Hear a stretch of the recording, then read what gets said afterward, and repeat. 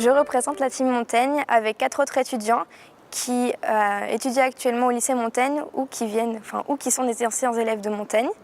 Et donc nous sommes en partenariat avec le musée d'Aquitaine et nous sommes chargés de rédiger des articles qui viennent alimenter le blog pourmontaigne.fr. On travaille en étroite collaboration avec le musée d'Aquitaine et donc avec Laura qui se charge de gérer le blog et Charlène qui s'occupe de suivre tout ce qui est réseaux sociaux. Je me suis investie dans ce projet parce que je suis une ancienne étudiante du lycée Montaigne et donc c'est un personnage qui m'intriguait beaucoup, surtout que c'est une figure de la littérature française, de la philosophie française.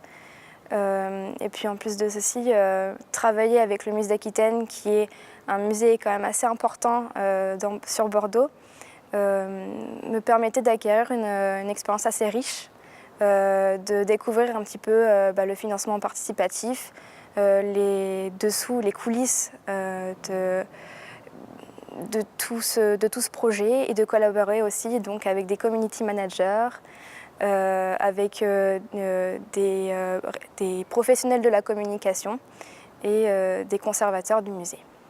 J'ai été amenée à travailler sur le projet Montaigne dans le cadre de mon stage de fin d'études au musée d'Aquitaine.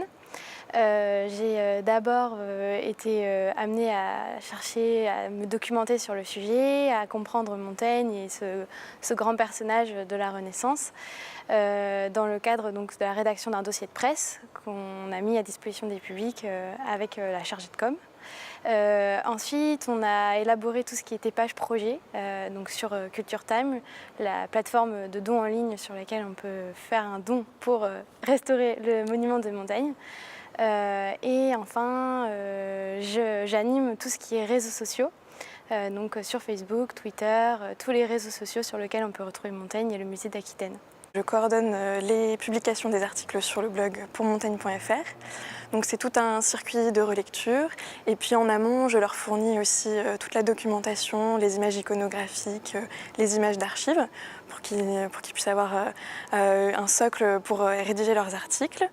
Et puis ensuite, on a tout un planning de publication avec différentes catégories pour connaître davantage Montaigne, pour savoir en connaître davantage sur la restauration, sur ce qu'est un restaurateur, pour comprendre aussi tout le projet, la genèse, et puis pour connaître aussi la suite du projet, puisque le blog restera ouvert à la fin de la campagne. C'est un avant, pendant et après projet de restauration.